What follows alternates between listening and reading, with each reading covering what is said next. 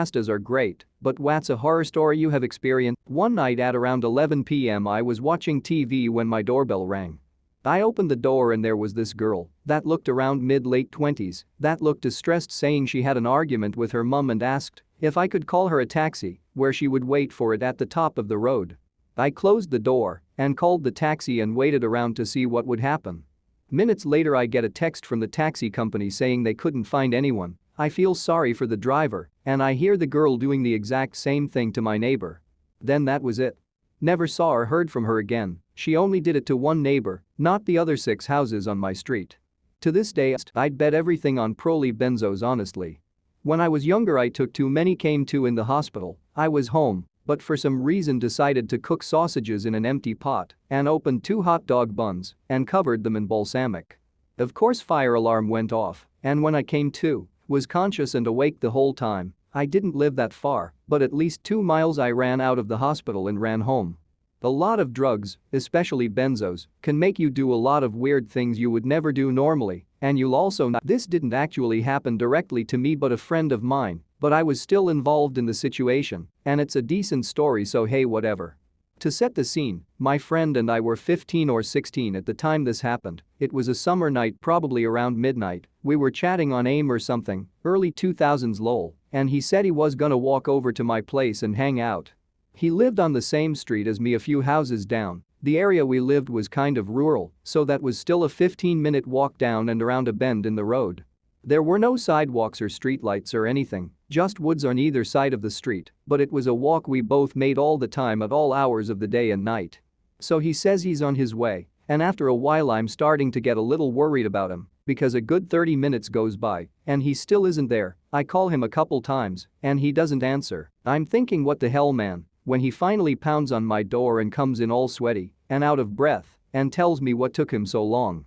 He had walked about halfway when a van coming up the road the opposite direction slowed down as it passed him and then pulled into a driveway and started turning around. He got freaked out and veered off into the woods and ducked behind some bushes or a tree or something and hid there while the van driver proceeded to go back and forth up and down the street, shining some kind of spotlight into the woods looking for my friend.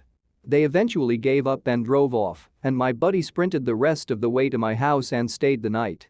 He never reported it to anybody, and as far as I know no one else saw or experienced anything similar in the area, but we were both pretty freaked out walking around there late at night for a while. I was visiting my sister, who lived in a pretty decent part of Las Vegas at the time. She asked me if I could take out the trash while she was trying to do something else, so I was going out alone. The dumpsters weren't far from the entrance of the building, but they were in a slightly darker part of the parking lot. I lived in a super sketchy section of Philadelphia for years for school, so I'd like to think my gut is pretty good at detecting danger. It was screaming that night. I got about 10 from the dumpsters, Kobe'd that shit, and ran. I told my sister something was wrong out there. Didn't know what, but something. After my sister got home from work the next day, she asked me what I saw the night before. I told her I didn't see anything, just felt absolute danger. She said building management sent out a text blast asking if anyone saw anything suspicious because a woman was raped in the parking lot of the complex down the street when she was taking out trash. Apparently, a couple guys saw a dude skulking near the dumpsters in the parking of a different complex further up the street, so the cops were trying to figure out if the rapist was at my sister's complex and got scared if everything might be connected. So I had to go talk to the cops about how I threw the trash and ran because something screamed danger. It what forensics they had, but they did actually connect the 3 scenes, and they actually eventually caught the guy like 2 years later. Turns out dude attacked multiple women over the years by hiding at the dumpsters at night. So how close I was to being a victim that night, but I'm just very glad I listened to my gut. Similar-ish story in Tacoma, Washington. Was walking home from the gym, listening to a true crime podcast. I cut across a parking and I see, on the ground behind a dumpster, a pair of feet sticking out. I'm obviously already on high alert with this podcast on and think, oh no, I'm about to find a dead body behind this dumpster. So I creepy slowly around the corner, keeping my distance and I end up scaring the homeless man that was just chilling behind the dumpster. He just yelled hey and that scared me, so then I screamed and ran away. So similar story from about a month ago. I'm at work and I'm doing my rounds. I usually have one earbud and listening to podcasts to make the night go by faster, so I'm listening to Casophiles and shining my light, looking for anything suspicious. That's when I spot a pair of feet by the dumpster. I pull my phone and pull up the local police department number, ready to dial just in case. I slowly round the dumpster announcing security and notifying the person they are trespassing on private property. Dude doesn't budge, so I step closer, telling this person to step out from behind the dumpster. Still no movement, so I step around and shine my light on this dude, only to discover that it was just a pair of shoes someone threw away. They didn't toss them in the dumpster because it was full. TLDR, security almost called the cops on a pair of shoes due to listening to Casophiles at 1 a.m. Two stories, one more on the supernatural kind, if side, and the other is serious and may not be for sensitive readers. The shadow man who comes when I used to have sleep paralysis. I had it several times. The first two I was creeped out. Once I had two dogs jump around my bed playing, which I felt that one was my dog which died and his friend. Although I couldn't move, I wasn't scared of the dogs, their energy was friendly. About then, at some point, when I had the sleep paralysis, out of the corner of my eye I'd catch a glimpse of the shadow man. He was always just out of sight enough for me not to see him completely, but I knew he was there. One time he came close and put his hand on my shoulder, and when I regained movement and woke up properly from the sleep paralysis, I could still feel where his hand was put on my shoulder. However, I never got a bad vibe from him. There was another time I was having one of those false awakening dreams, and I actually managed to catch him. I remember I was so frustrated, and when I did catch him I shook him by the front of his black outfit, asking him what he wanted from me. He just laughed, and though I couldn't exactly see his face, I felt it. And he said nothing. He didn't want to hurt me or anything like that. And he didn't visit after that, and the dreams stopped. There was one time I was walking late home after having an argument with my ex. We lived together, and I was attacked by three men, one of which had a long rusty-looking machete. They got my phone, money and MP3 player. And they also started groping me and started dragging me to a bushed area across the road. There were no cars on the road, and honestly I was stupid for thinking I'd just walk it. I thought that it'd probably end up like one girl who was found dead not far from there, and the only thing I was thinking about was that rusty machete. I started talking in order to see if I can appeal to them, like I was pregnant and that I was sick and they'd get sick too if they did anything with me. And we got to those bushes and they did the unspeakable, and I kept talking and crying till one of them seemed to get worried by what I was saying and got his two accomplices to let me go. They even gave me back my SIM card and told me to go on my way and that after this particular spot no one else would attack me. I walked back to the road and ran to the closest apartment complex, knocked over and over till a security guard opened up, and I explained the situation and asked to use the phone. I called my then boyfriend to pick me and that I was robbed. I didn't tell him anything else that happened and asked him to grab a cab, and I was specific about that. He said fine. After about an hour I called him again because it shouldn't have taken him that long to get to me. He said he grabbed a friend and walked, and they were chased by three guys, one of which had a machete. I nearly lost my mind because how stupid could he be? I told him to grab a cab and pick me up, and he never came. I chilled with the security guards till about 5:30 a.m. who asked me to wait for their security vehicle with the next shift to come and that they'd take me home. It's funny how the only thing I was thinking about was that those guys even stole my last cigarette cause I could have really used one. When I got home I found the ex passed out as we were drinking previously. I got my spare phone, made some calls, went to the police station to report the incident, and then the hospital for tests and needed medication and counseling. It took me a long time to really process the situation, and I think I only relaxed after some time when follow-up tests gave me a clean bill of health.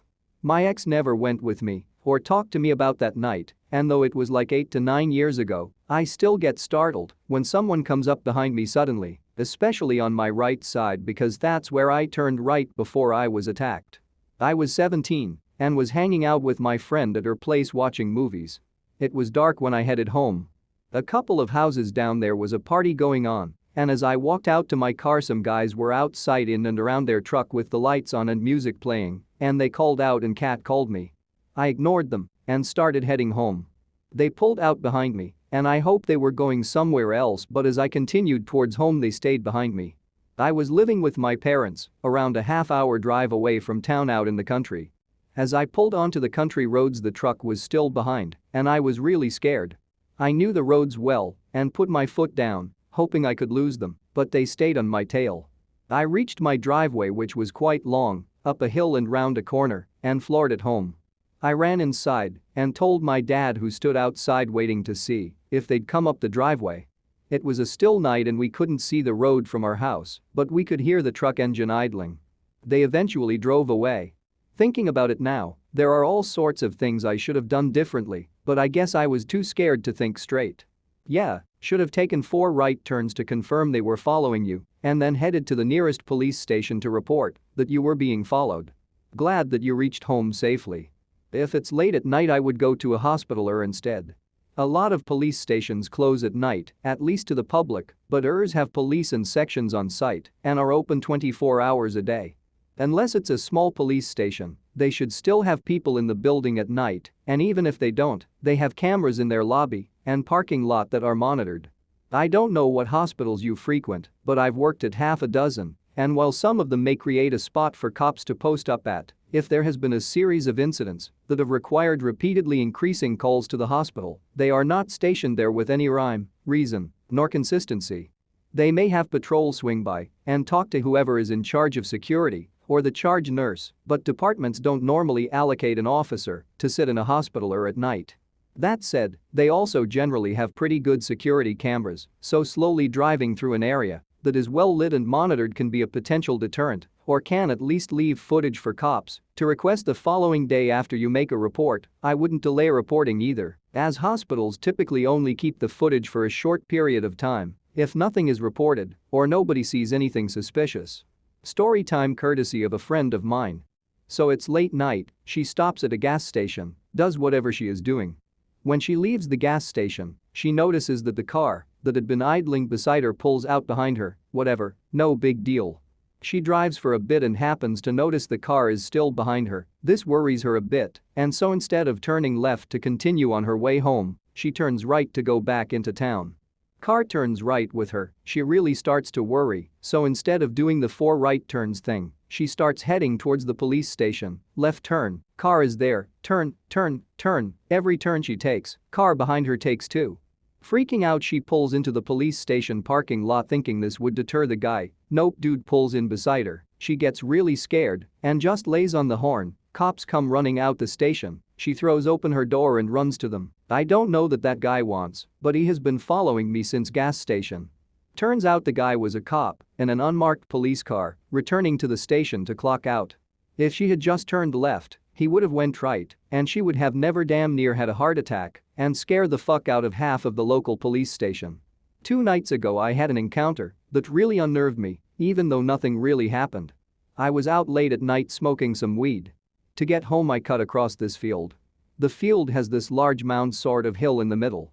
Walking home I noticed a man's silhouette at the top of the hill. When I got closer he turned on what appeared to be a headlamp. He stood facing me and started shaking some small bag intermittently, making a rattling sound. I was confused and made a wide berth around the hill. When I circled around to the opposite side he was still facing me and had moved closer to my side of the hill and still shaking the bag. I took my phone out and was ready to dial 911 immediately if he took another step closer. I saw a couple with a big dog in the distance and made a beeline to them. I'm not normally afraid of people, but that guy was just so weird it threw me off. Last year, I went through a whole bunch of health trouble, mostly related to a tumor and a destructive relationship with alcohol.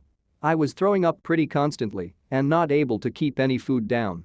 Ended up with a B1 deficiency. Turns out, B1 is in pretty much fucking everything you eat, and it's there for a reason. My legs stopped working, my fingers and hands were completely numb, my nerves were basically screaming. Worst part was the mental degradation.